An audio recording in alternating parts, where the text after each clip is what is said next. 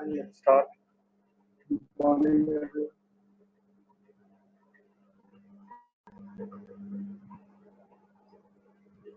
Any doubts in the previous stuff?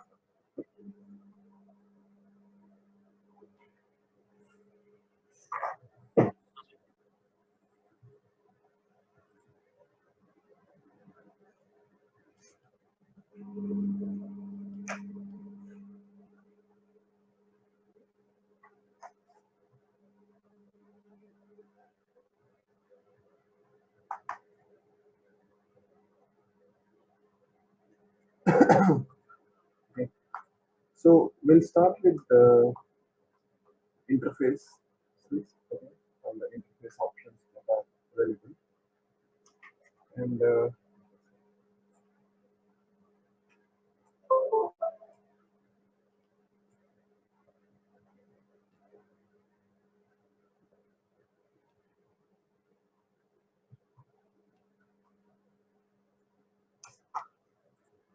okay. So obviously here also, just like router, we have physical interface options and virtual options. In the physical interface options, we have interface type, HA, decrypt together. Okay. So let me start with like giving you basics of like tab. So tab, I tell to people like this is kind of for show off. Okay. Like you remember when we discussed earlier that phase-wise phase when there is migration from some traditional firewall or some other firewall to Palo Alto, then Palo Alto will ask you or ask the customer to maybe have a span port.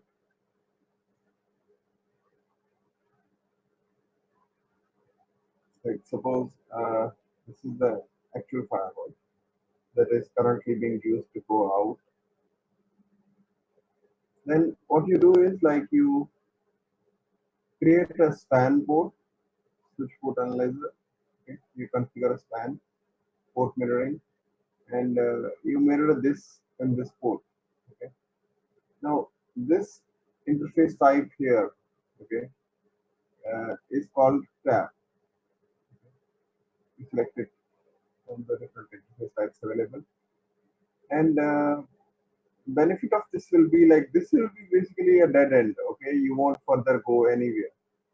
The benefit of it is like when your people are generating some traffic and trying to go out at that time, some since the traffic will be copied and sent here as well, Palo Alto can just based on the traffic that it receives generate logs.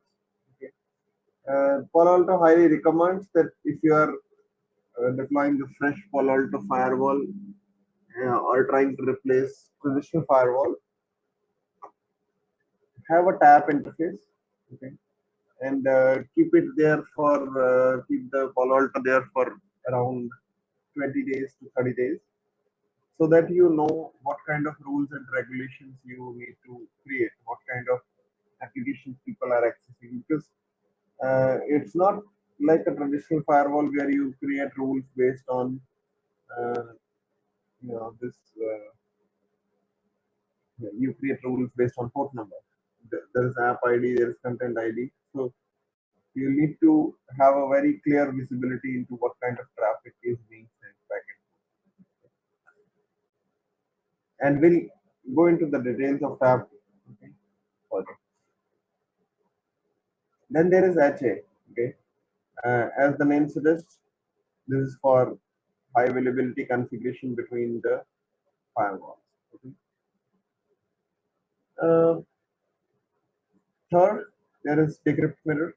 Okay, which is actually option interface option available only in high-end firewalls. Okay, what is the point of it? And this is which we are actually will not be able to do it like practically. okay, because this requires one of these series of firewall. Okay, what happens is like what is decryption? So it's like suppose this is your Palo Alto, and you want that people when they go out, like suppose this is inside, this is outside. Now, Palo Alto supports SSL decryption, in which basically it will, break the encryption in a way and basically act as a man in middle to have decryption of all the HTTPS based traffic for them. Okay. So what happens in this case is you can use a decrypt mirror port to send this all this data which firewall is decrypting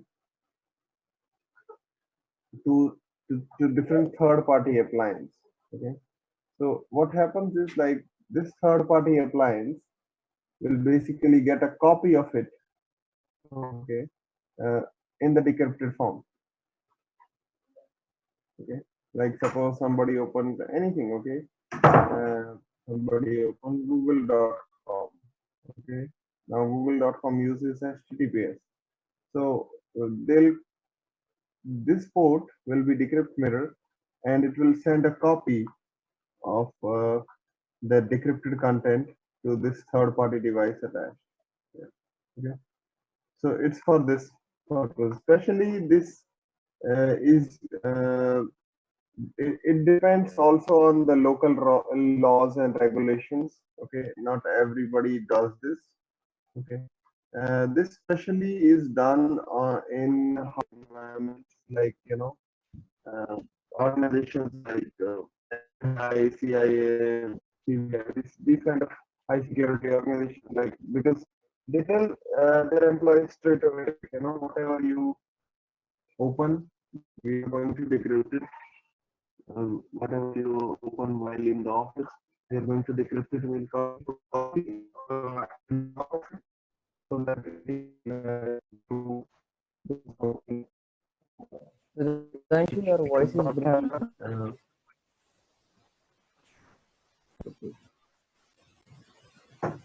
So I was saying like this is done commonly by security organizations. Okay, is it better now? So this is done commonly by security organizations like FBI, CIA, these kind of people because they tell employees like we'll decrypt everything. Okay, whatever you send and receive while on the office network. So not every organization needs this. Okay,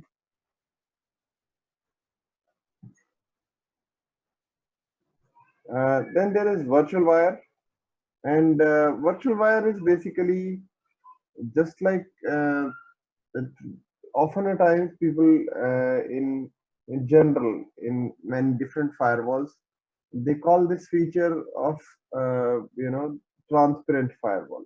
Okay, so what is this? Suppose we want to deploy Palo Alto in middle of something, but we don't want to change and alter any IP addressing and other things. Like suppose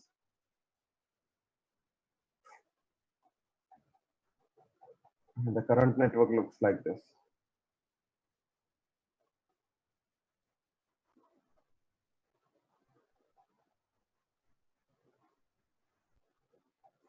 Now, obviously, like for this person, the default gateway will be who? This guy, right?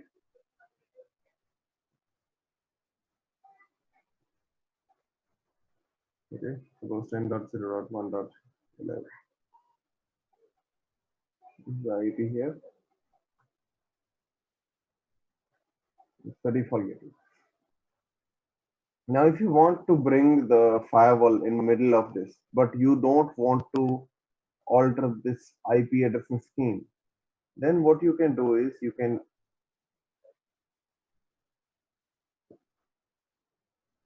take up firewall, okay, and configure it in vWire mode. Configure these two interfaces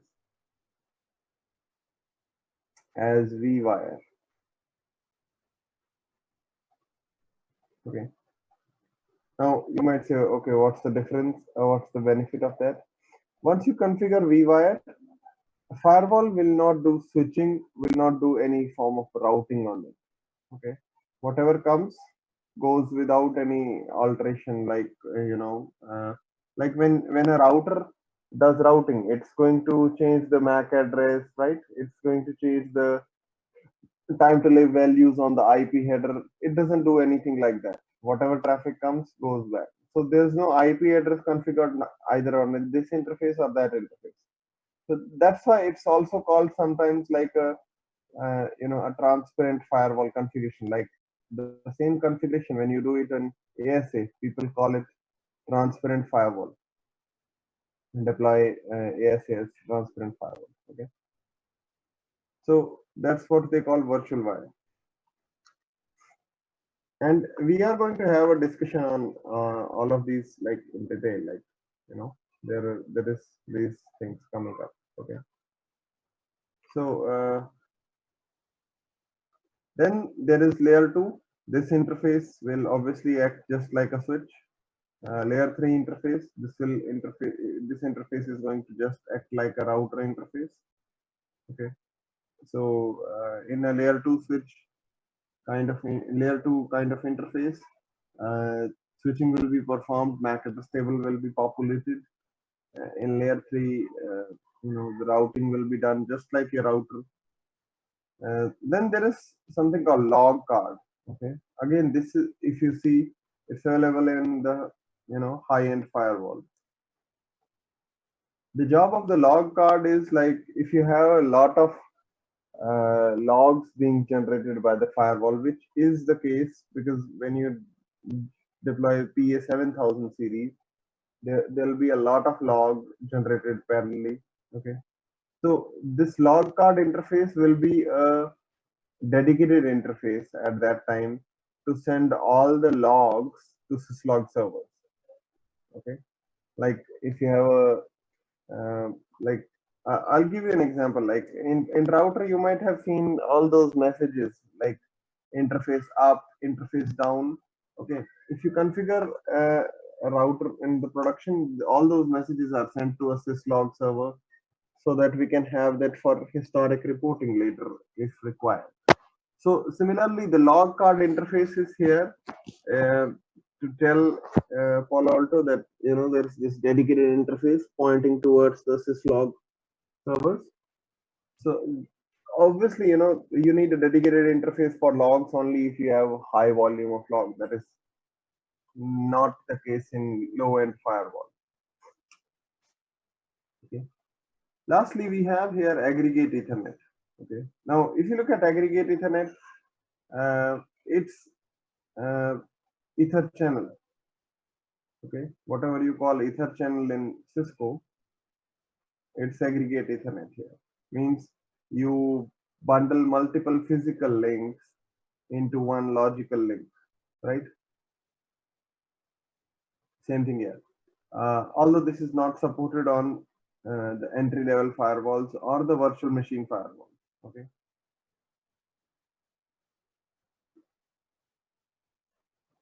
Then we have the virtual interface options. Okay, there's VLAN, there's loopback tunnel. Okay. Now VLAN, just like in switch when you make interface VLAN, okay, an SVI, which we call a switch virtual interface in Cisco, it's kind of like that here. Okay, why do you create it, right? In Cisco, why do you create it? You create it for inter-VLAN routing and uh, stuff like where you want to set as a default gateway for a particular VLAN. Same purpose here. Loopback interface, just like routers or any other networking equipment. Okay. Tunnel interfaces can be created for VPN. Okay. Now, see this tab. Like I told you, allows you to passively monitor traffic flows across a network, because basically you are as a dead end, you are not going to send the traffic further anywhere. Okay. Secondly, we have HA interface for high availability configuration. Decrypt mirror, like I told you, is a special configuration supporting the routing of decrypted traffic copies through an external interface to DLP services. Okay. And there are many third-party companies, like one of these is Thales, who manufactures devices to store the decrypted content. Okay. Um, Many other are there as well, like, but it's not like the content is stored on like a general server. Okay.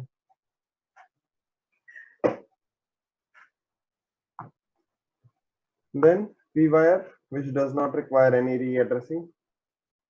Layer 2 works just like a switch port. Layer 3 works like a router port. A log card used to route traffic to external logging servers. Aggregate Ethernet, uh, multiple layer 2, layer 3 interfaces, physical interfaces uh, made into a single logical interface. Okay. You can use LACP protocol here. Okay. Obviously, PAGP is Cisco proprietary, so it's not supported. Also, you can make it manually if you can.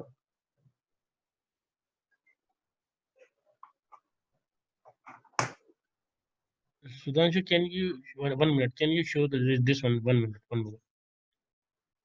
Which one?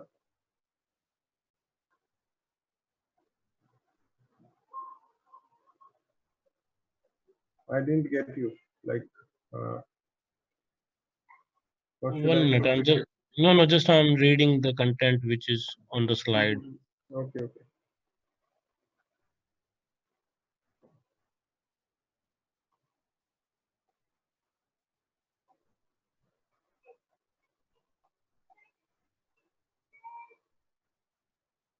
Okay, fine. Fine. So, for virtual, we have VLAN. These are logical interfaces specifically working as interconnects between onboard VLANs and virtual router. Just like I told you, we make uh, VLAN interfaces and switches so that we can connect to different other VLANs, right? And get routed to them. Loopback logical interface with an IP address. Tunnel for VPN tunnels. Okay. Okay. So let me discuss like something called a zone here. Okay. Now we have already created some zones, right? Palo Alto is also a zone-based firewall, and almost all the firewalls these days are zone-based firewall. Like because it's a way much better method to configure things. Okay. Because you decide based on it's kind of like putting a label on different interfaces and making policy based on those labels. Okay. So you might have four interfaces pointing towards the employees. So you could label all of them as maybe inside zone. Okay. And whatever policy you make for inside to some outside zone, maybe it gets applicable for all those four interfaces. So it's a better way to configure. Okay. So what happens here is like each interface is assigned to a single zone. Okay. You cannot have any interface assigned to multiple zone, that we can see from here as well. Like,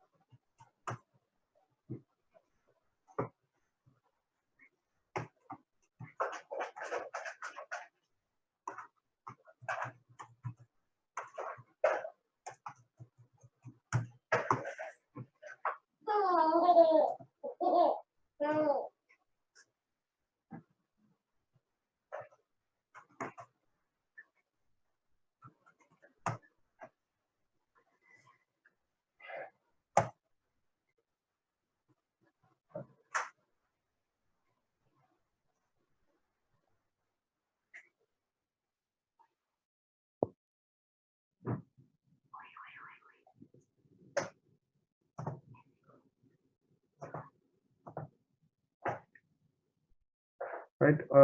Obviously we configured these things, and if you remember, you know, any interface, you cannot make them part of multiple zones parallelly, right? Like, because you can select only one of them from the drop down, or even if you go through CLI, you can give only one of them. If you try to give another one, it is going to override the configuration. Okay, so that's why we said like each interface is assigned to a single zone. A zone can include multiple physical or logical interfaces. We know that we tried with the earlier, like if you remember, uh, we had these and these, both these subnet in the part of that same underzone. Okay. Now, traffic within a zone is allowed by default, which I showed you in the security policy rules. Okay, I'm just quickly reminding you parallelly because I know it's been 2 days. So if you remember, we did intrazone. By default, everything is allowed.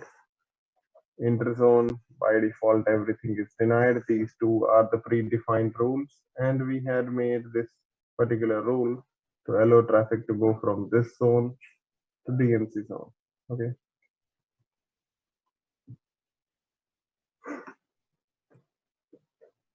Traffic between zones is denied by default.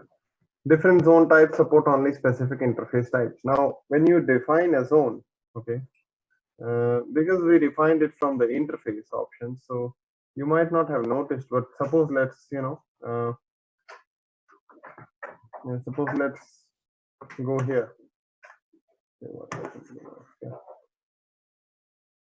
Suppose let's say we go here and try to define any zone. You see, there is all these zones currently are what? They are of layer 3 type, right? And when you define any zone, when you add, you have to define the type of the zone, okay? Whether it will be tap zone, vwire zone, layer 2, layer 3, tunnel. So there is a simple thing, like suppose I create a zone, okay? Now, what type of zone have I created? I have created tap zone, right? Tap type of zone. If I click OK now, if I try to go into the interface, which are layer 3 interfaces, which are having IP addresses and all, and if I try to assign them to a zone, which is tap zone, tap type of zone, you don't see that zone here, right? Why? Because that zone type will only be applicable for interfaces which are working as tap. So suppose if I select Ethernet 1/4, if I select the interface type as tap, then I can have that test zone here, but I don't have it for this layer 3. So specific zone types are available for specific interface types. Okay, fine, got it? Not all interfaces and interface zone types will be available for all interfaces. Okay, and for the certification exam, you will have to remember like what interface type can go into what zone. Okay, we'll discuss that. Okay, also zone names are case sensitive, like I already told you. So if you create a zone XYZ, it's not same as XYZ. These are two different things. Okay. We can also have zone type external if you want to send traffic back and forth between different virtual systems. Okay, we can use the zone type external to connect virtual systems with each other. Also, this is a very important line people often forget, and you know, management and HA, these are the only two interface types, okay, which are not assigned to any zone. Okay, like you saw the management interface configuration here in the device, right? Do you have any option to specify it into a zone? No such option, right? I'm just hardening it for you. Okay. Secondly, when we configure interface as an HA interface, okay, suppose I select Ethernet 1/4, okay, and I make it interface type as HA. You see, it loses all the option to configure IP address here or even configure a zone here. So this interface type also cannot be in any zone. All other interface types will be in some zone. See, tap has to be in some zone. Okay, vWire has to be in some zone. Okay, layer 2 has to be in zone, and layer 3 we have already seen it. So these are the only two interface types. Management and HA interfaces are the only two interfaces which are not assigned to any zone. Okay, now you will have to preferably remember this for the certification exam. Okay, because like I told you, tap zone is utilized for tap interface, layer 2 zone is utilized for layer 2 interface, vWire. These are easy to remember, right?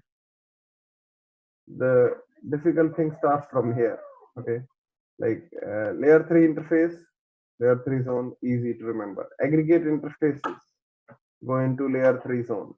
VLAN interface go into layer 3 zone. Like, you know, when you create interface VLAN, it will have IP address, it will have that SVI configuration. Loopback interface is going to go to layer 3. Tunnel going to go layer 3. Okay, so tunnel zone doesn't have any interfaces assigned. So this is where sometimes people get messed up in certification exam. So you will have to remember this table. Okay, very important for the certification exam. Okay.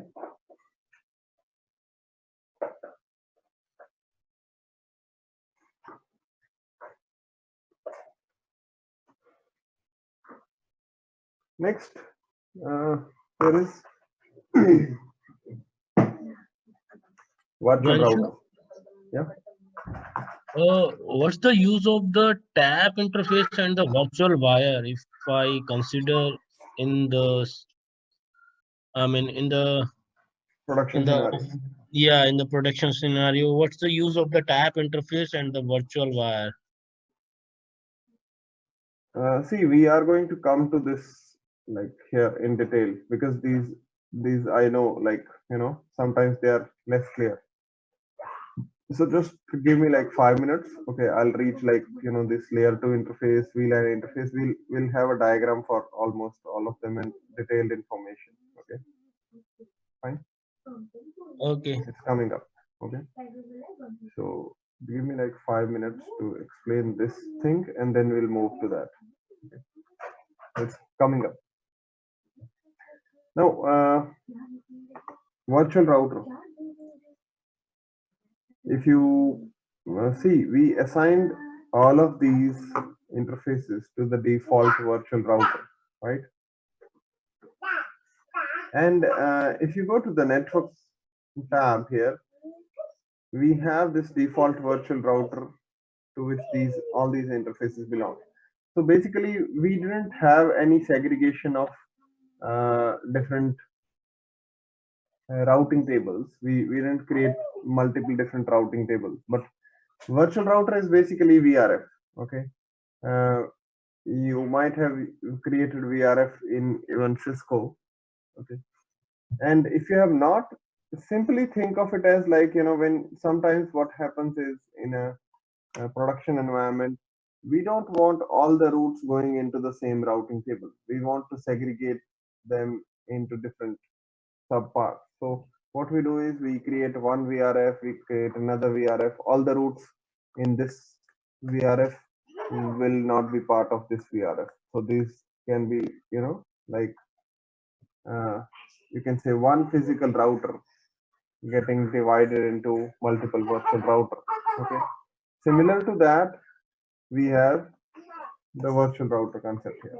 Like suppose I don't want some interfaces to interact with each other. Okay, especially because it's like mostly it's like what happens is like with service provider, if they are giving you some options of lease line, they want to keep routes and information about one customer segregated from other customers. Especially this is the case when people start utilizing MPLS, okay, and various other technologies. But now, when the service provider wants to segregate that, okay, customer A routes should not get messed up with customer B routes, they'll have this VRF thing. Similar to that, it's this thing here.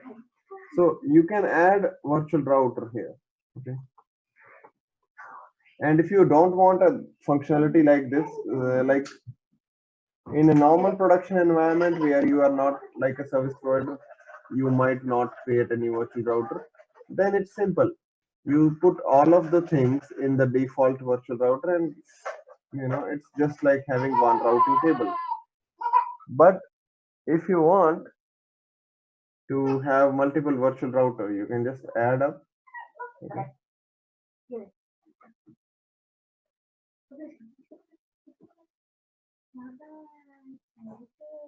and give it a name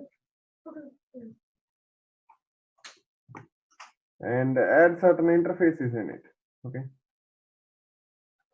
Now, all the routing related configuration, I'll show you whether you want to configure a static route, a RIP, OSPF, all these things get configured under the virtual router option. So suppose I want to add a static route. Then I go here, I click add, and this is where you specify everything like destination, okay, which interface will it go through, what will the next hop IP address. See, all of these things you have given in Cisco, right? It's just that there's some small differences, like the AD value here for a static route in Cisco, it's by default 1, right? But here the AD value, okay, if you look at the static route AD value, it's by default 10. Okay, rest most of it is similar, like IBGP, BGP, all these administrative distance. The purpose of administrative distance is again same even in Palo Alto. Okay, I'm not going to asking you questions and humiliating you, but I hope you remember this part. Okay, most of the times from certification exam point of view, there will be no much questions on certification exam for this thing. They don't go into routing related questions too much. Okay, but like if I have to configure RIP, timers, these are the timers, right? And I want to enable it on a particular interface, so everything goes here. Okay, like suppose I want to see all the routes that my router knows or my firewall knows for this default virtual route.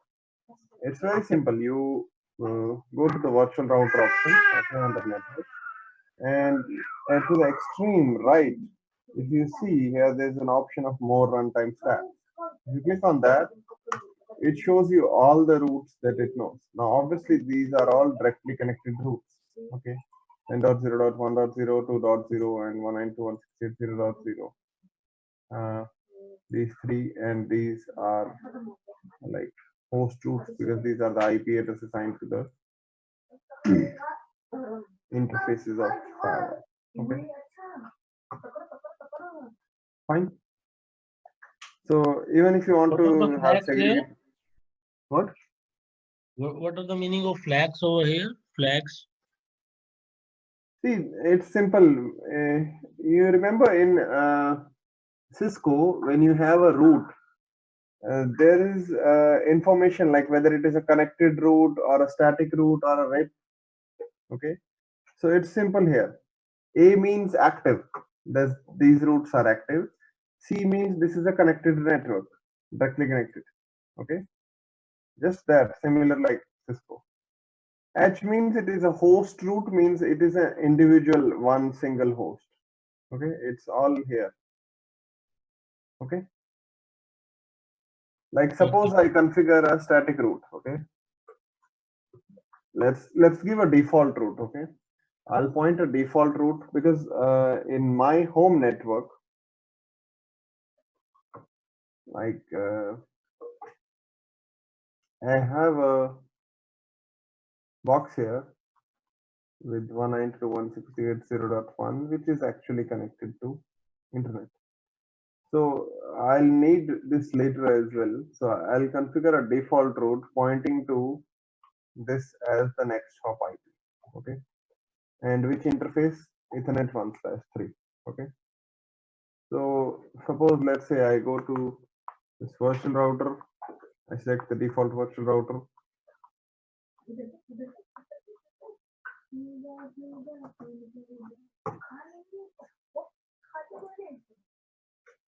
Okay. So mhm.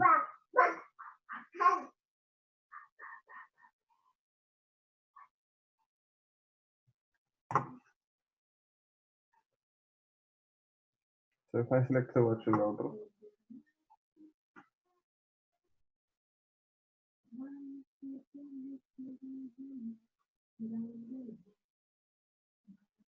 in the static routes option, let me add the default route. I'll click add. You can name it anything. This is just for your information. Okay, just a comment like thing for your information. I'll just say default route. Okay, obviously destination is 0.0.0.0.0/0.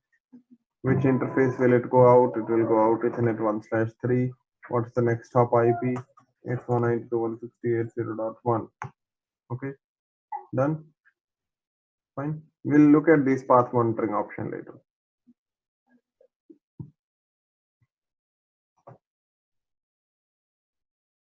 Okay. Now, if I go back to this virtual router and select now the more runtime stats,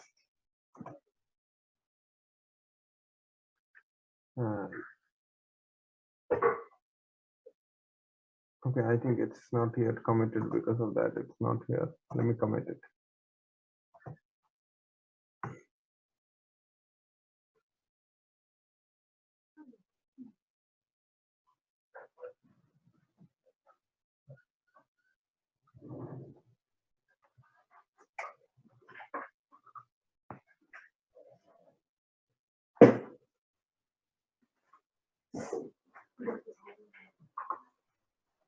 Okay.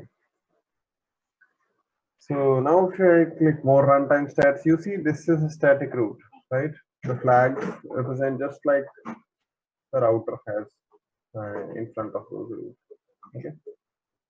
And also you can customize, like suppose you feel like, I don't want it here. Like, you are coming from the Cisco background, you feel like this should be here. Okay. Just before the route. So you can click and drag and modify this interface accordingly. Okay. Like this is even my preferred way. But default is like flags are right here. Okay. I preferably like it this way. Because I've been used to this from Cisco background. So it's better to have it this way, right? Also, if you feel like I want this here, you can modify this. Okay.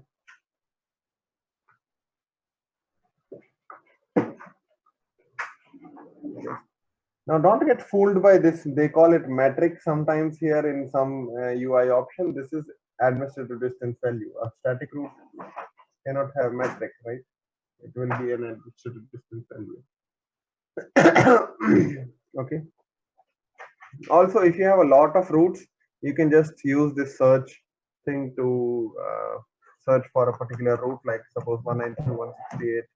I want to check like 0.12. Sorry, 0 dot something. Okay, beginning with something. Then you just search it from here. Okay, because you might have a lot of routes in production around here. It's very limited. Okay.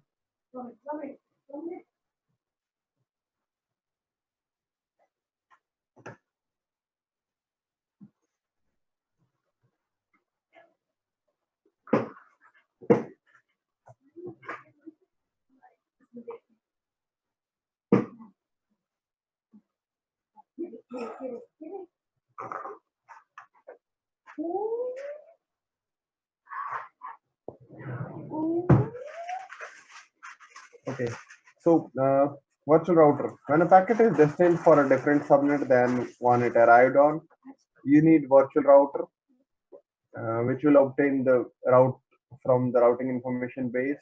Okay, and then forward the packet based on that. Okay, so the only exception to virtual router is ECMP. Okay, in which case we don't put the best route, we put all the equal cost routes in the SIB. Okay. Uh, now for Ethernet switching, okay, it's just like if you have layer 2 interfaces, okay, then they all should be in the same subnet. Like if this is 10.0.1.0 subnet and this is also 10.0.1.0 subnet, then we can utilize the switching to reach from one subnet to another. Okay. You can add static routes. We just saw that. Okay. And it supports all the common dynamic routing, RIP, OSPF, V2 for IPv4, V3 for IPv6, BGP. Multicast routing is also supported. Okay. We just saw the configuration of how to configure a static route in virtual route. Okay. Multiple default routes can be configured, right? Just like you can configure multiple routes in the router. Okay, I can add another one. A route with lowest metric is used actively, right? This is self-explanatory. It's for very long. Now we can have path monitoring. What is path monitoring?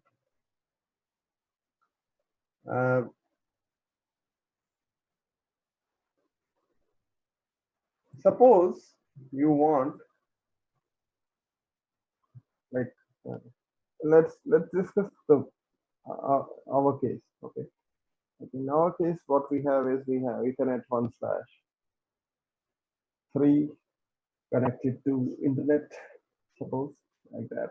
And suppose we have, you know, multiple paths, multiple physical interfaces connecting to internet. Suppose there is Ethernet 1/3, 1/4.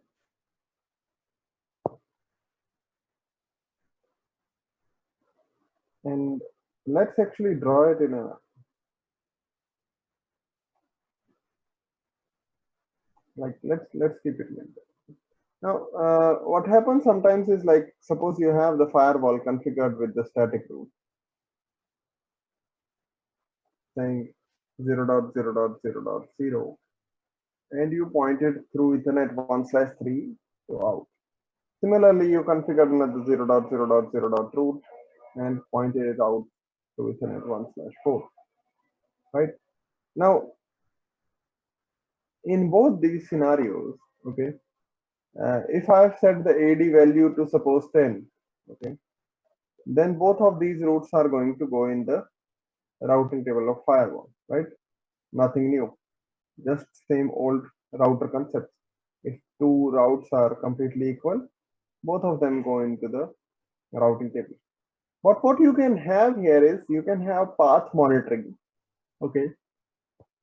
And when you configure this static route or any static route,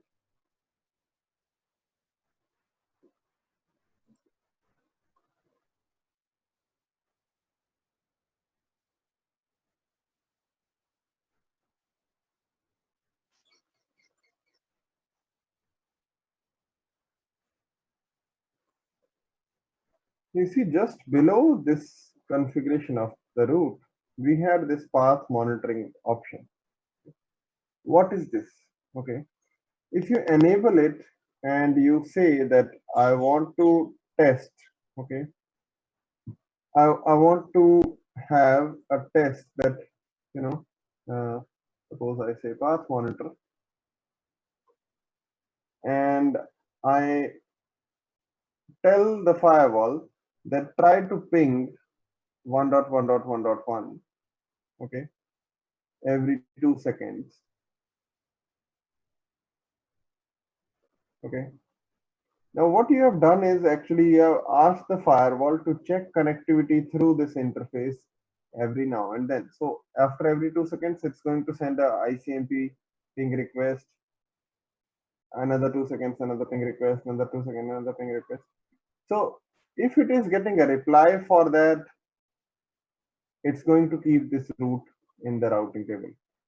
But if it stops getting reply for this whatever IP address you have given path monitoring for, then it's going to remove that route from the routing table. So it's a way to basically make static routing a little bit more dynamic.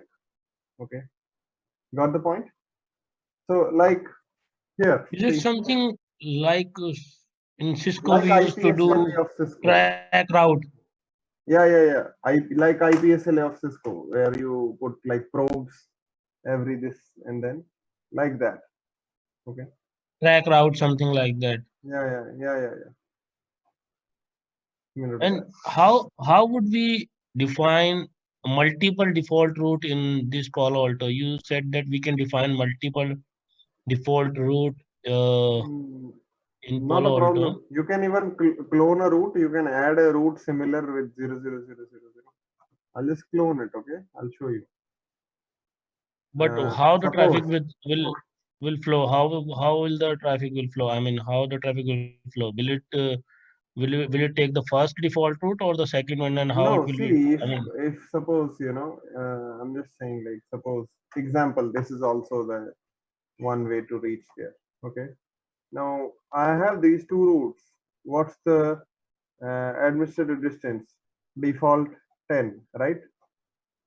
So both of these routes are going to go into the routing table because both of them are equal, right? If you want a little bit inequality, you want to prefer and have just one of them in the routing table, you can modify this. You can maybe put a lower metric value for one of those. Suppose like I keep 2 for this, 10 for this, then obviously who is going to go into the routing table? The up one, right? The default route. Okay. So it's all on your configuration. Okay. no, I'm saying that how, I mean, which path will be choose by the traffic to go for the first See, if default or the two second paths default? are Because we have, if two paths are equal in every way, in the subnet mask or in actually the prefix line, okay, AD value, metric, everything is equal, then both of them go in the routing table. It's not like one of them will go in the routing table. Like you can see, suppose if I bring the metric back to this, okay, now everything is equal in these two routes, okay. So if I click OK and let's commit it. because in Cisco, if I remember that it will do the load balancing, something like that. One packet will go through the first default route and the second No, will go to even the in another Cisco, one. it doesn't work like one packet goes through first and another goes through second. But like uh, in Cisco, even when you have parallel multiple routes, both of them go into the routing table. The load balancing happens, but it's not like one packet goes through this, another packet goes through this. It's like an equal proportion of packets will be sent from here and here. Yeah, sorry, yes. Yeah, right? Because there's Ceph as well. Yeah, safe. Yeah. So a similar thing happens here as well. Both of these routes are going to go into the virtual router and both of them will be utilized. That that basic load balancing happens in all of the network devices. It's nothing special about Cisco.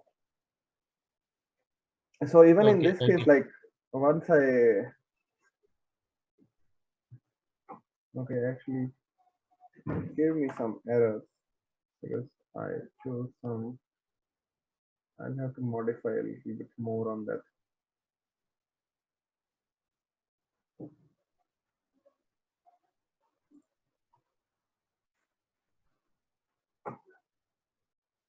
Okay. Although we don't really have it on Ethernet 1/2, I'm just saying like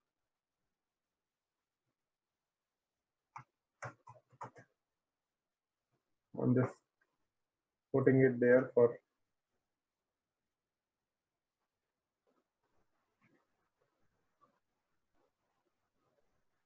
showcasing that we have that both the routes going in the routing table.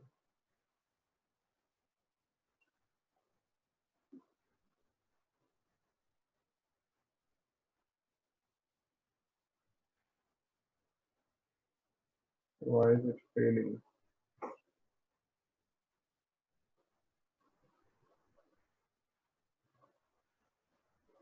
Okay, you see the commit status is failed. Okay, let's check why it failed.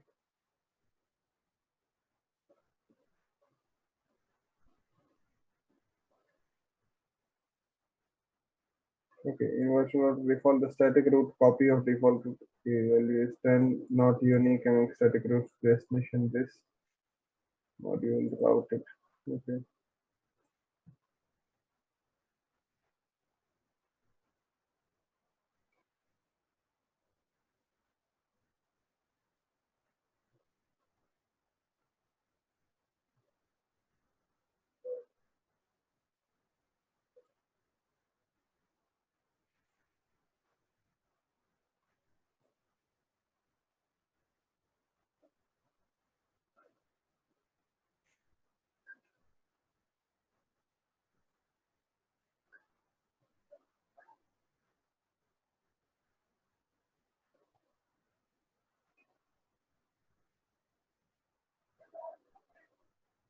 okay, see it's successful now.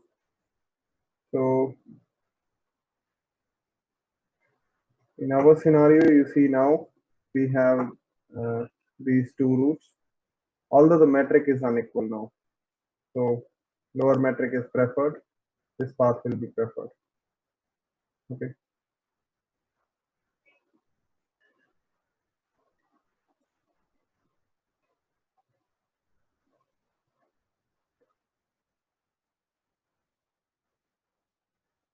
I'll remove this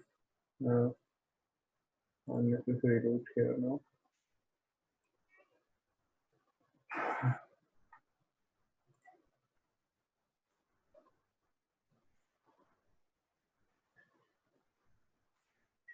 Okay. So you can use path monitoring to determine if route is usable or not. Like I was telling you that what you can do is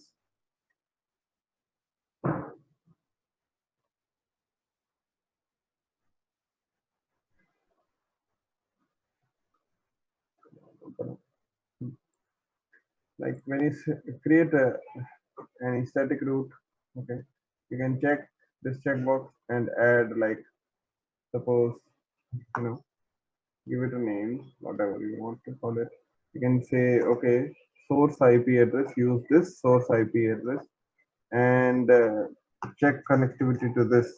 Okay, ping interval, ping every 2 seconds or 3 seconds.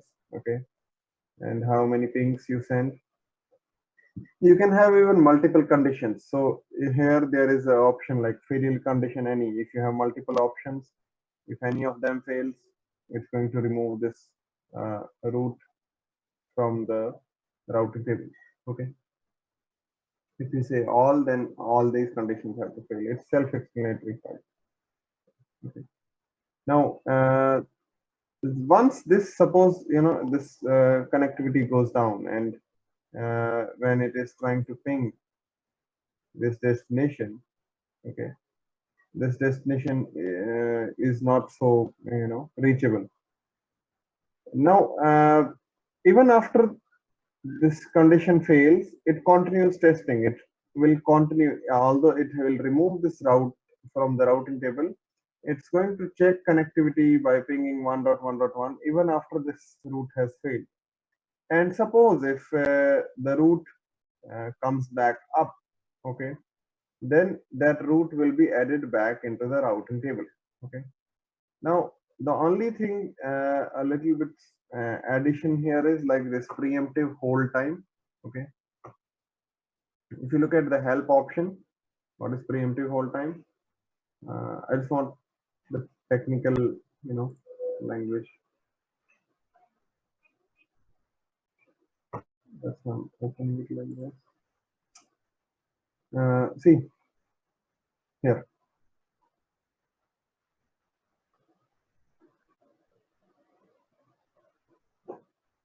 ping count.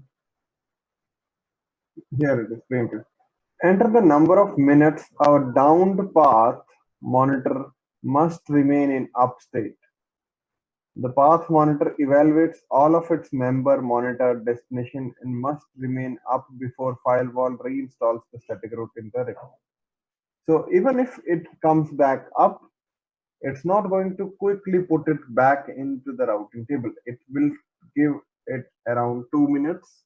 If it still remains up till 2 minutes, then that route will be added to the routing table. Got the point?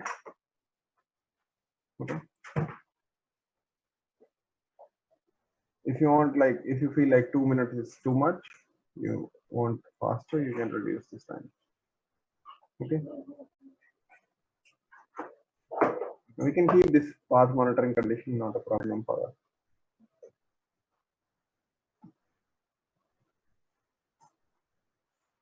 Okay. So path monitoring determines if route is usable.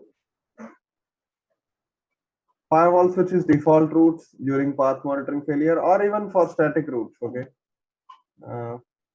We saw the configuration of path monitoring. Okay. It uses ping to test reachability. Testing continues even after failure. Will remove or re-add static routes depending upon if it comes back up. Okay.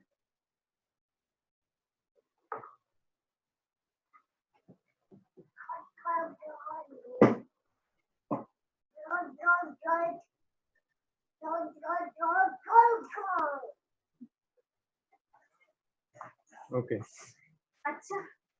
Next, let's talk about layer 2 interface.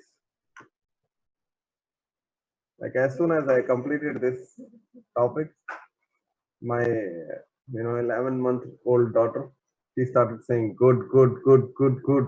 So maybe she understood path monitoring as well. Okay. Right. So layer 2 interface.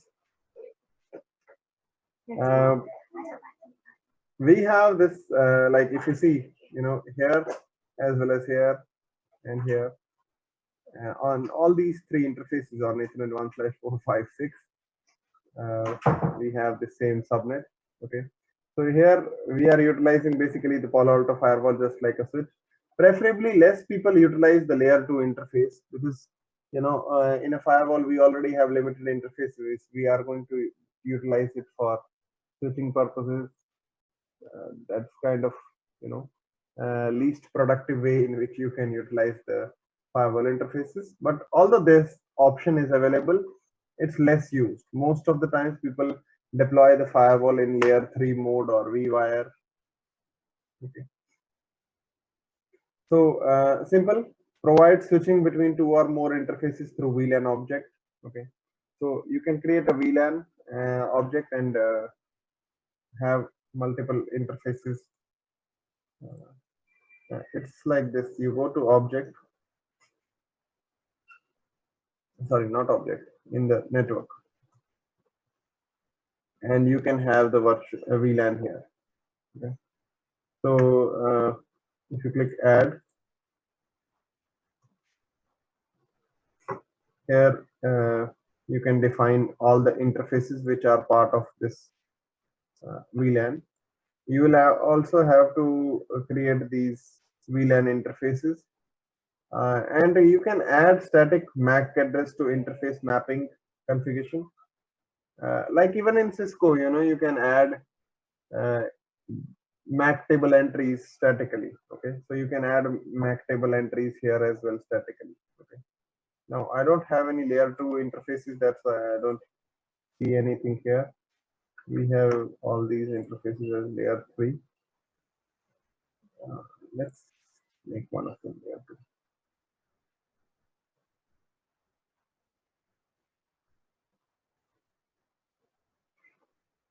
Okay, so see, if you make any interface layer 2, obviously you will have to create a zone to assign it to a zone, and you have to create a VLAN object. Okay, it's just like either you go here and create a VLAN object and then come back and create the interface, or you go to the interface and define the VLAN from here. Okay. Well, let's give it name, whatever. HR. So done. Advanced, you don't have much except enabling link layer discovery protocol. Okay.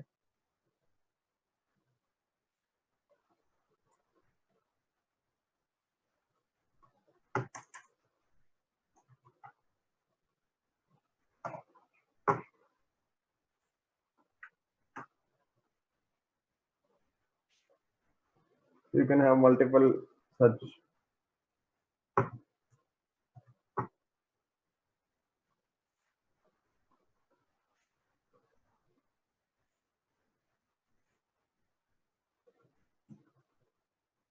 interfaces. Okay. And obviously now, because both of them are part of the same VLAN, okay, they'll be, switched to each other. Okay. So it's similar, like you go here and add interfaces. It's similar to that. Okay. Now, suppose you want to create an interface VLAN, then you will have to go here, okay, and click add.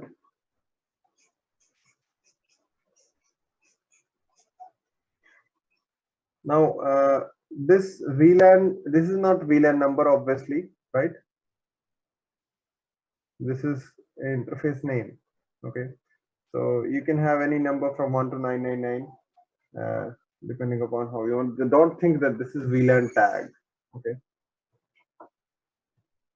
so suppose I create VLAN 1 interface.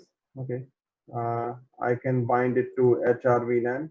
Okay, this is not VLAN tag. Okay, it's the configuration here is a little bit different. So basically now, if you want people from HR VLAN to be able to go out of this VLAN to some people else, you have to bind it to interface VLAN.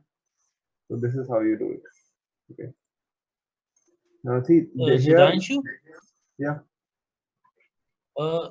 I mean, if we need to define it everything from the CLI point of view, do we have the commands or something like that, or we always need to do this by this GUI mode? We have all the commands from CLI. Okay. In fact, we have included that in the workbook. Lot of commands we have included in the workbook.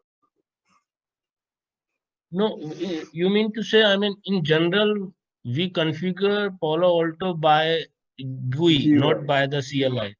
Yeah, it's like, And if you even try to find out a lot of commands, you'll find that it's very difficult to find documentation from Palo Alto explaining commands. Okay. Like okay, you won't so find, like when you Google search Cisco documentation, most of the times you land on a configuration page where you see this command, that command. When you just Google search anything related to Palo Alto, most likely you land on a page where they'll show, go to device, this, that, go to network, configure this, configure that. okay, so in the exam also, if we are going for the PCNC exam, they Expect will. GUI configuration. Okay.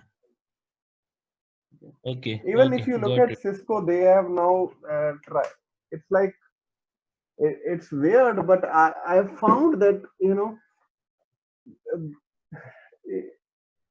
okay, let me put it this way. And what is there? Okay, Cisco,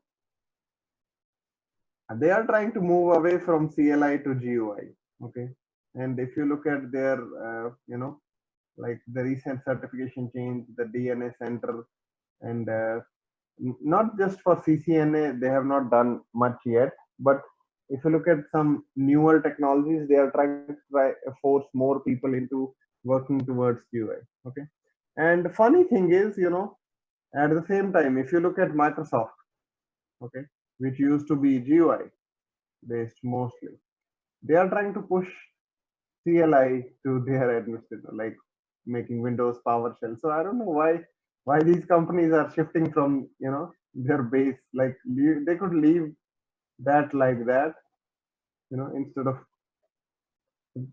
shoving that admin, like you have to go CLI, or you have to go GUI. So both the options are available. Okay, you can configure all of these things via CLI as well. Okay. But preferably, Palo Alto's preference is that you should configure it using GUI. Even I know some people in Palo Alto TAC, and there also they don't go much into details of explaining their TAC engineers the CLI related commands. Like I know some people from Chennai who are working for CSS Corp. CSS Corp has outsourced TAC from Palo Alto, and those guys working there in Palo Alto TAC, they found a lot of commands which we had included in workbook. They were like, these were not included in our TAC training, because they also again asked us to go through, GUI and configure things using, and check even things using GUI. I So think that it may be because of the cost saving, because to make people understand on GU platform, it is quite easier rather than making him competent on the CLI platform. I think so. It's mhm. because of the training cost. No, I'll tell you, like I've been using GUI to configure from a very long, almost now 8 years. Not for this uh, networking device, but like in Cisco, I've worked a lot on collaboration. So in collaboration, CUCM and lot of other products, mostly everything has GUI. Okay, so I'll tell you what my experience is. Okay, it's very easy to configure things using GUI. Okay, once you do it, um, Yeah. or you do one or two times, you remember how to configure things. Yes, What is yes, hard to do from GUI is troubleshooting. Okay, like even a yes, lot of GUI products I've seen, when you sit in the production environment and like try to figure out that one particular thing, you will have to open the text-based yes. thing. Got it. Yeah, I got it. You mean to say just we cannot do the R&D or something like that? If we need to do anything for the simple configuration changes or all that, GUI will be the fine. But But for if you go into troubleshooting hardcore environments, troubleshooting, like you want to test yes, a packet, you want to, yes, test a package exactly. yeah. Although they have now included this even like this is not 9, okay, but in 9 we'll see when in later in the class we'll see under device tab they have tried to include the troubleshooting tab here. There's an option of troubleshooting in that. They have included the test, like this zone, this IP address, that destination, which rule it will match. I'll cover that, but still it's like good or easy to troubleshoot things from CLI. And also, I feel like this is like because maybe even you and me, we are a generation of people who have been working on CLI. Okay, so maybe freshers, when they start with GUI and they'll be more comfortable with GUI, slowly CLI is going to fade away from the network devices. Like it will be there, but it will be like nobody touches it much for base configuration. Okay, we human beings don't like changes. Okay, so layer 2 interface provides switching between two or more interfaces through VLAN object. Okay, uh, STP forwarding is done. So if you have a switch and you want BPDUs to be forwarded from Ethernet 1/4 to 1/5, that can be done. Okay, MAC address is used on interfaces. Now there is two types of interfaces. There is two types of configuration of layer 2 interface. One is with no VLAN and another is with VLAN. Okay. Now this is where it gets a little bit confusing for people. Okay. And I'll tell you, like, what you can do is, did I introduce you to the PanOS admin guide? Probably, yeah.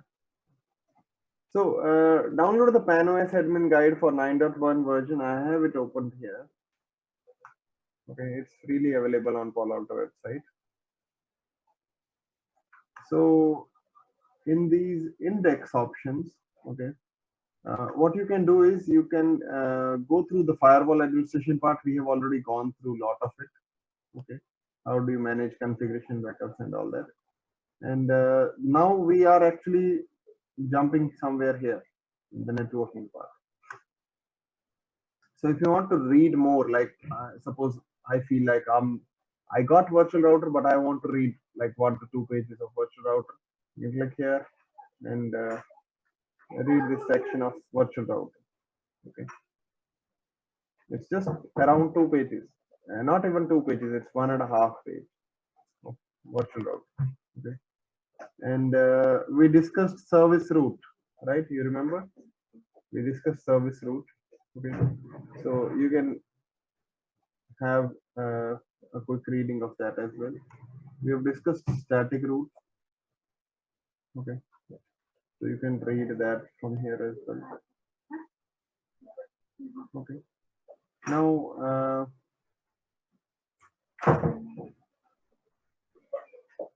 for layer 2 interface, you see there is with no VLANs and with VLANs. Okay, I'm giving you a homework, or whatever you want to call it, an assignment. Just spend some time in the networking. If you go to configure interfaces, okay, here there is an option of layer 2 interfaces. Okay, you go here, they'll discuss what is the layer 2 interface. Okay, and then they are going to discuss layer 2 interfaces with the no VLAN, a diagram to explain that, and layer 2 interface with VLANs and a diagram to explain that. Okay, what I want you to do is just read this one page starting from here all the way till here. Okay, because I know you will be using and you will be understanding it completely just by reading it here. Okay, I want to make you a little bit self-dependent. Okay, that's why I'm asking. Like, it's not that hard actually. Even if you just look at the diagrams, you will be able to understand it. Okay, so tomorrow I'm going to ask you like what's the difference between these two. Okay, so I've told you one page to read. I want you to get the feel and kind of touch down on the documentation, so that, because even later we'll have to somewhere rely on this. Okay, so homework: what is the difference between layer 2 interface with no VLAN with VLANs? Okay, and I've told you where to read it from. Don't Google search it. Okay, fine. Everybody agrees to take up this homework. Okay, fine. Yes, sir. No problem. So we can assign sub interfaces to zones. Okay, sometimes you might want to segregate traffic and isolate traffic between multiple coming on the same interface. Then you can have sub interfaces. Okay, how do you create sub interfaces? I'll tell you. Even for Ethernet interfaces, we can have sub interfaces. So like If you go here, suppose I want, I select this and I want sub interfaces. Now you select the interface that you want sub interfaces for, and down here you see the option to add sub interface. So if you add sub interface, okay, so for Ethernet 1/4, now you can specify in here, like just like we create in the router as well, like interface fast Ethernet 0/0.1, 2.3.5, like that. Okay, so if you want like dot one, dot 10, again this is not VLAN ID, right? You can see it from 1 to 999. This is the VLAN ID. Okay, so suppose you have multiple VLANs traffic coming here on Ethernet 1/4, and what you want to do is you want to segregate them into different VLANs onto different sub interface. Then you can simply say like Ethernet 1/4. Okay, suppose I want VLAN 1 traffic here. Okay, and I can say this part belongs to HR. Okay, fine. So you have made a sub interface. Now suppose you feel like VLAN 1 tag was not sufficient. I want another one for VLAN uh, whatever 20 or VLAN 10. So you can click and add some interface. Okay. Now it's not necessary to have the number here and here same. Ideally, people do it so that it's easier to remember, but you can have interface 2 for VLAN 200, not a problem. Just like I'll remind you, when you create in Cisco sub interfaces for inter-VLAN routing, interface fastnet 0/0.1, then you give encapsulation .1q and VLAN ID, right? So in that case, it's not necessary to have the number after dot and encapsulation .1q, the VLAN ID, both of them same. You can keep them same, you can keep them different, right? Similar thing here as well. But most likely you will keep it same because nobody wants to create problematic things for them. So this is how you create a sub interface. Okay, if you want more segregation in terms of VLAN tags. Okay.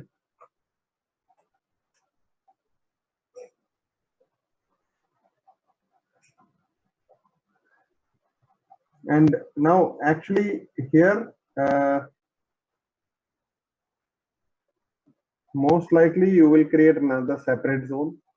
So what happens is once you create the separate zone, the traffic coming for VLAN from VLAN 1 will be part of like suppose one zone, and traffic coming from VLAN 200 will be part of another zone. So no traffic can come from VLAN 1 and go to VLAN 200 easily if they are part of different zones. Okay, I'll just delete this.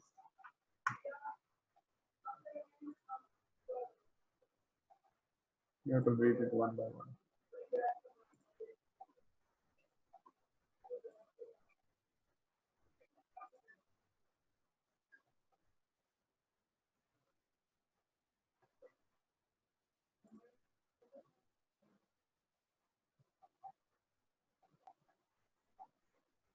Okay.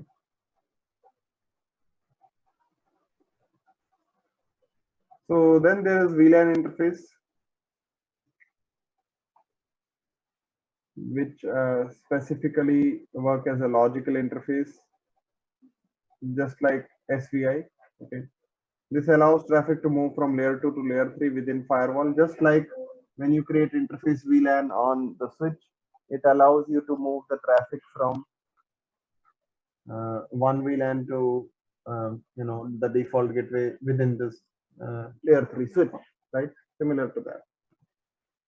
You assign an IP address and it's a layer 3 interface. Okay. I already showed you how to configure a VLAN interface. So, okay. and you connect this using VLAN object to a layer 2 network, like I showed you here, that when we created the VLAN object,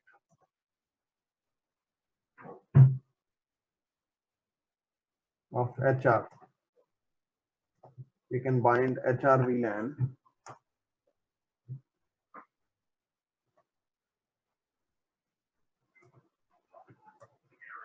to interface VLAN 1 this way, right? And whatever IPv4 address you want to give, you can give. So it's quite similar to configuring the layer 3 interface. The only difference is you adding this VLAN object here. You don't see any difference here, right? Or even you can have interface management profile.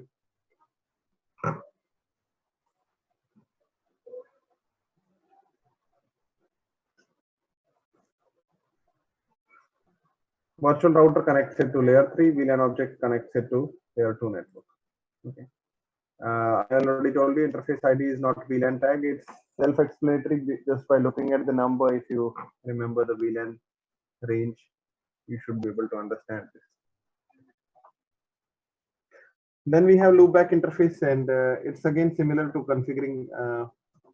You go here in the interfaces loopback interface tab, and I'll click add. Now, suppose I want to create loopback 100. Okay, let's assign to some zone. Now, see, in Cisco, when you create a loopback, you can assign it even a /24 mask, but that is not the case here. Here, if you suppose I give a IP. Now, if I try to give /24, it's going to give error, right? It's saying like loopback interface, this is invalid. Address either must be with /32 or without subnet mask. So either you make it like this, then automatically that means only this IP address is assigned to the loopback, or you give it like this. Okay, then it's not going to be there. So here they don't allow you to have loopback interfaces with subnet mask other than /32. In Cisco they allow you. Okay. So logical interface with an IP address behaves just like a host interface, used to provide access to firewall services. Like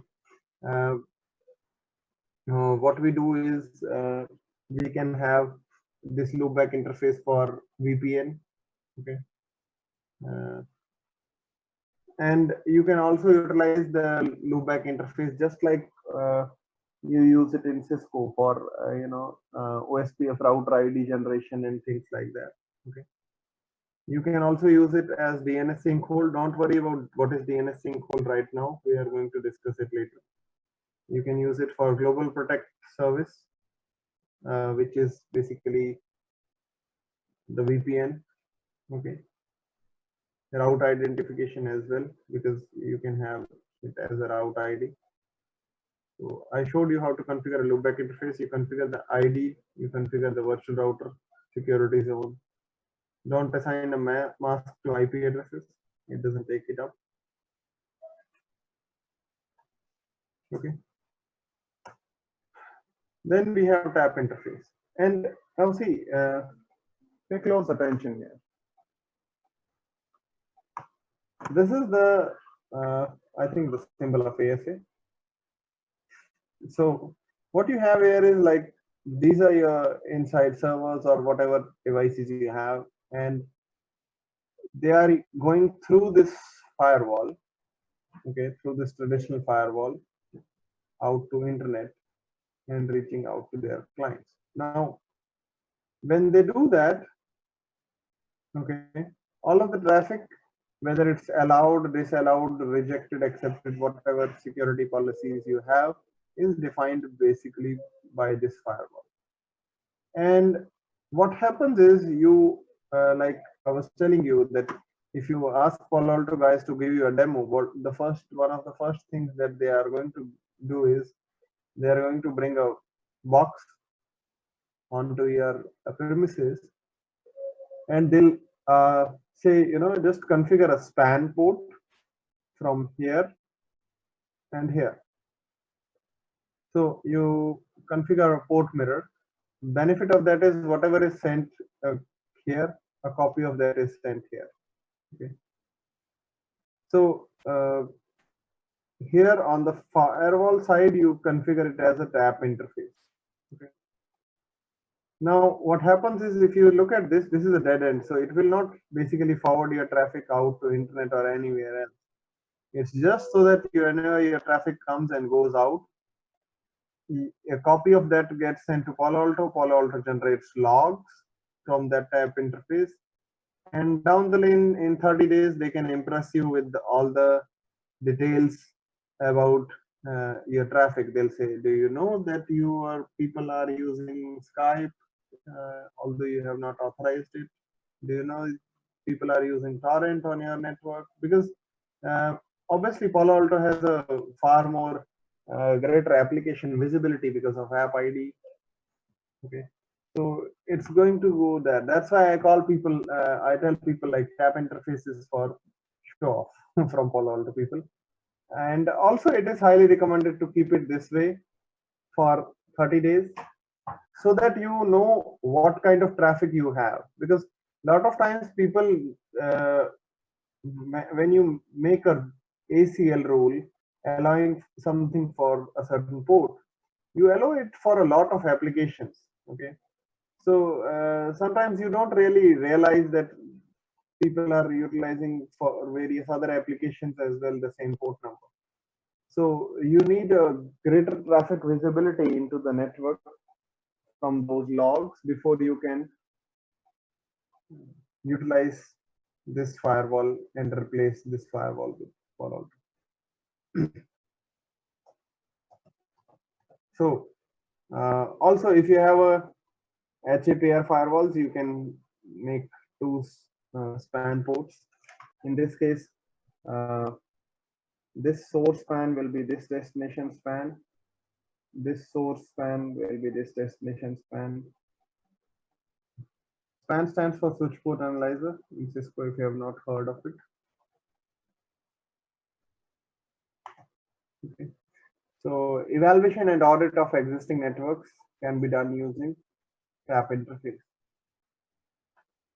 The benefit of it is you get application visibility, user visibility, and content visibility without inline deployment. Okay. And you can have passive monitoring through a switch span or port mirror. Okay.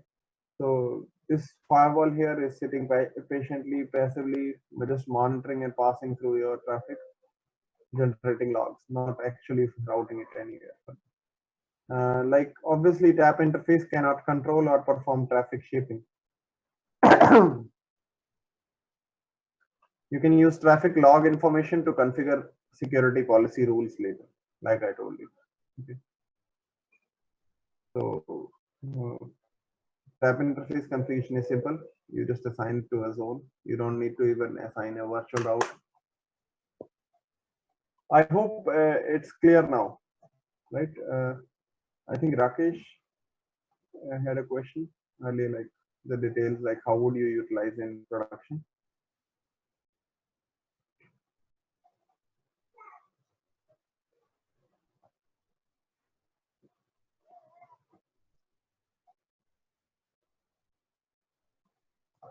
Okay, fine. So next we have vWire interface. Okay, and if you look at this, we have deployed the Palo Alto in vWire mode and basically took these two interfaces as vWire and joined it using a vWire object. So what happens is whatever is received here, it's forwarded without doing any switching or routing here. Okay. But you can perform all the firewall related functions on this V wire. Okay, I'll show you practically how it is done. Okay.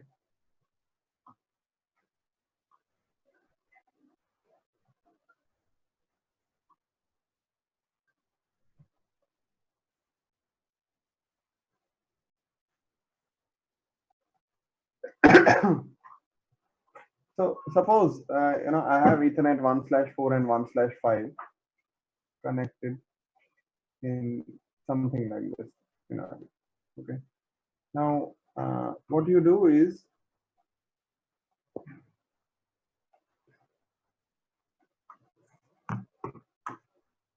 you go to Ethernet 1/4, select V wire. Okay, and here you create a V wire object. Okay. So if I click here,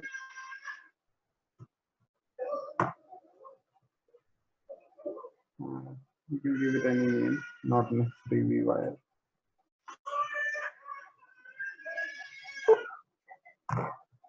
You can select an interface like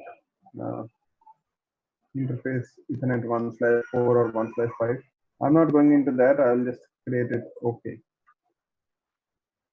Also, you can have security zones created. Most likely on Ethernet 1/4 and 1/5, you won't have the same zones. So that traffic coming in from Ethernet 1/4 and going out to 1/5 is not allowed by default.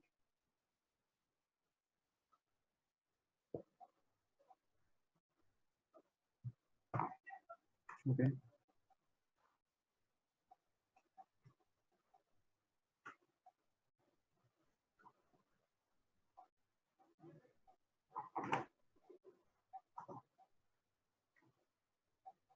And see, obviously there is no option to configure IP address. Okay.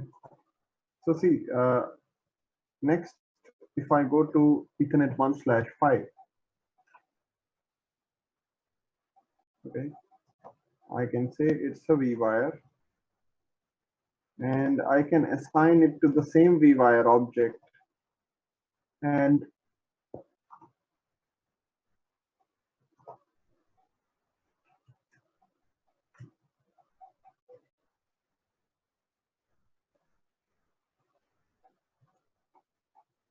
like I give it to another security zone. Now, benefit of this is like by default, as you know, between two zones, the traffic won't be allowed. So until unless I make security policy rules about traffic going from vWire 1 zone to vWire 2 zone, it won't be allowed. Also, if you look at this here, under the network, you can also create virtual wire here. Okay. In fact, when we create the vWire object here through Ethernet 1/4, when we created this vWire test object, we were actually, it's just like we go here and create this object. Okay. And if you selected this object, you see, for this particular vWire, this is one of the interfaces, this is the another interface. Okay. Right. So you cannot have multiple other interfaces binded to the same vWire object. You can only have two. And sometimes if you want granularity in terms of, because vWire can have can accept tagged traffic as well, then you can have this tag allowed as like maybe suppose saying like I want to allow only traffic which is tagged as .1q VLAN 10 and VLAN 20 traffic. Then you can give something like this. If you have a range like 100 to VLAN 300, I want to allow, you can give that as well. Okay, fine.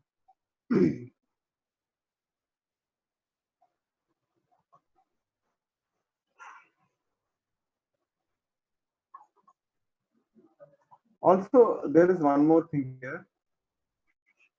That thing is link state pass through. Okay, what is link state pass through? See, let's go to this diagram back. Suppose, okay, uh, this interface goes down on the router end. Okay, do you think this interface will go down?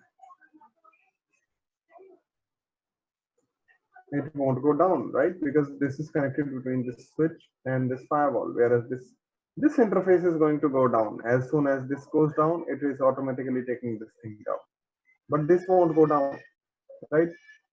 So these devices might realize that they are not actually connected directly to each other. Okay. So for that purposes, what you have is you have link state pass through. What link state pass through says is that if this interface goes down, automatically take this interface down and vice versa.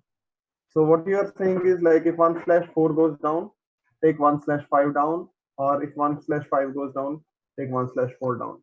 Because even if you keep it up, it's unnecessary, right? Whatever traffic was coming from this interface, that was intended to go here, right? So even if you suppose this thing goes down, even if you try to keep it up, what's the use? It's of no use, right? So you see this checkbox here by default saying link state pass through. This means that if Ethernet 1/4 goes down, take 1/5 down as well, or vice versa. Okay, you can read it from here, from Panther help if you want. See, link state pass through. Select if you want to bring down the other interface in a vWire pair when a down link state is detected. If you do not select or you disable this option, link status is not propagated across the virtual wire. Okay. So most likely you don't touch it, you just keep it checked. Okay. And if you have multicast traffic flowing from Ethernet 1/4 and 1/5, then you check this checkbox and click OK. Okay. That way, basically, all your multicast traffic can go. Okay. So vWire interface binds two firewall interfaces together through the vWire object, typically used when no switching or routing is needed. Okay. And no configuration changes are required for the adjacent network. Like I told you, like you can have the same subnet here, whatever you had, and without modifying anything, you can just put firewall in between. Okay. LLDP can be enabled, but preferably people don't enable it because it's like then this switch can figure out that there is a firewall in between. Okay. Or even the router can. So if you want LLDP enabled, then you will have to manually do it.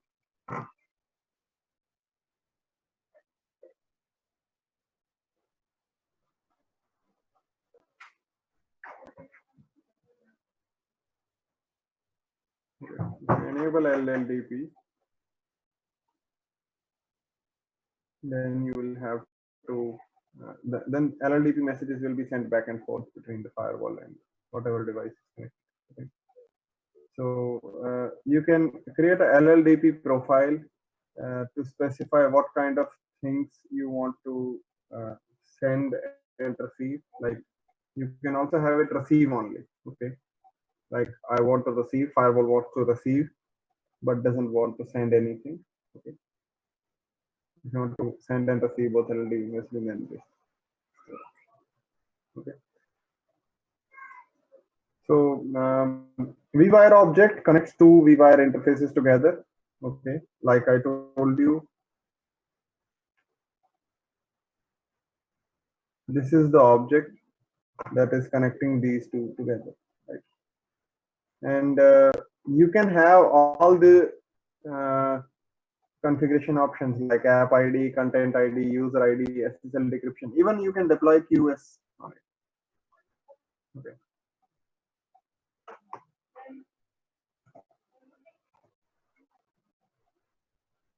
Fine. So sometimes, like I told you, in the second phase where people are not completely uh, doing everything using Palo Alto, they want to have this their traditional firewall there, but maybe they want to utilize some of the functionalities of Palo Alto. You can create a vWire between these two here, and you can create a vWire between these two here, and without even changing any addressing, you could bring the vWire. Sorry, bring the Palo Alto firewall in between. Okay. It includes NAT capability. Okay, you can do NAT, and there will be no IP address or MAC on the interfaces in this case. Configuration wise, I already showed you. You configure a vWire object, you give it a name, specify both the interfaces. You can also specify the tag allowed, VLAN tags. Okay, vWire can accept traffic based on .1 queue. So if the traffic sent from here is not .1 queue tag, then VLAN 0 can be used for untagged traffic. Okay. And also multicast traffic is forwarded if checkbox is checked. Like I told you, link state is forwarded. We already discussed that. Okay. Configuration of a vWire interface. You give an object, you assign as well. Okay.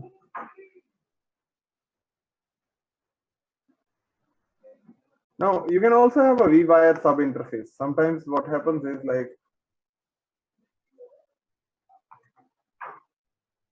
for both these, you see the traffic that will be sent will be untagged, right? Means no .1 queue is involved in this. But suppose you feel like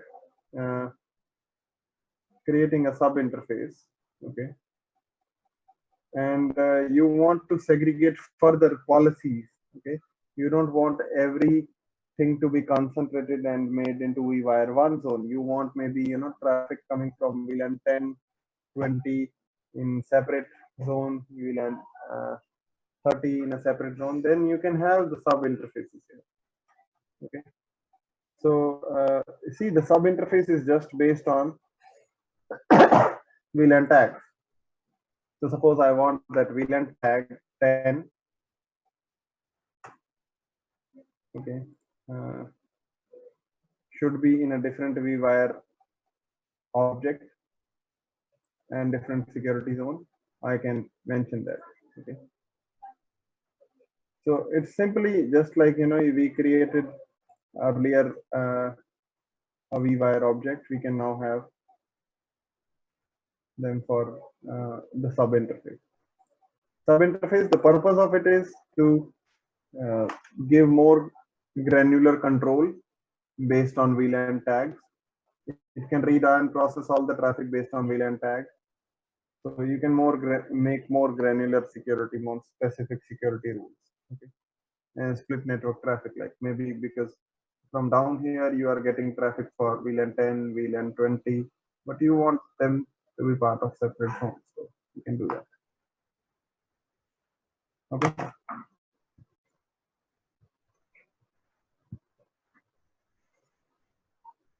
Layer 3 interface we have already seen. Firewall is in routing mode. The subnets here are different.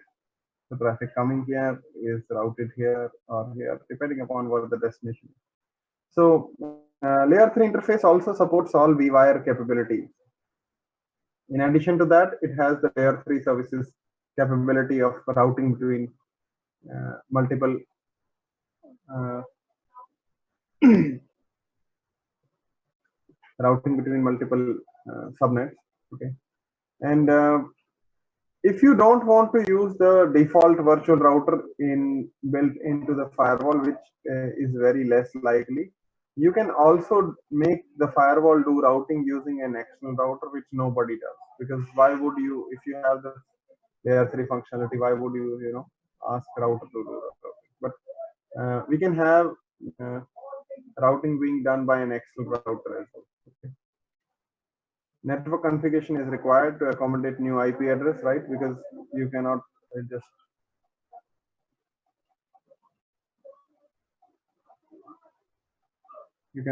bring it like we did in vWire. Okay.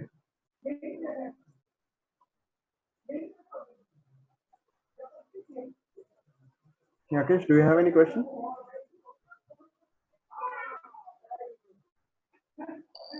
Sorry, actually, I'm in a meeting, office meeting, so won't be able to join it now. Okay. Fine. So we'll end like after this slide, we'll end for the day. Okay. And we can continue tomorrow. Okay. So we have already seen like it supports both IPv4 and IPv6. Okay. Just like in Cisco routers, you do IPv6 unicast routing command in the global configuration mode to enable IPv6. Similar to that, here you have to go into device setup session. And if you see here, there is this checkbox IPv6 firewalling. It's by default checked.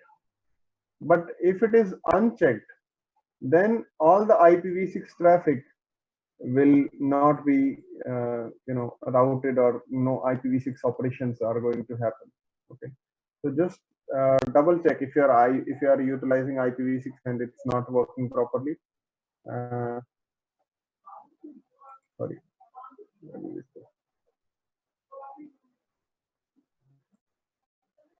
Okay, just make sure that this is checked.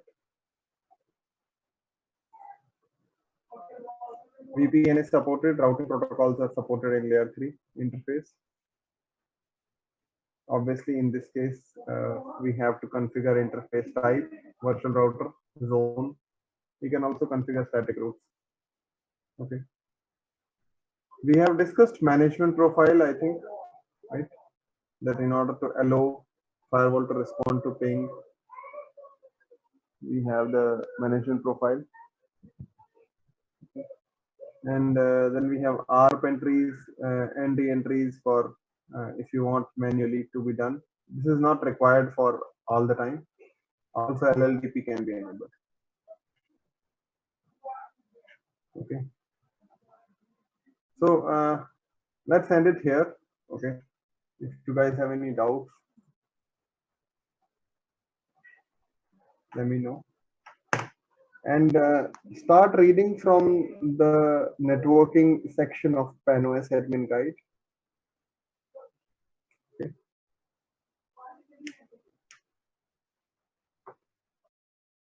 Okay. Fine. Okay. Let's end the meeting then. See you guys tomorrow.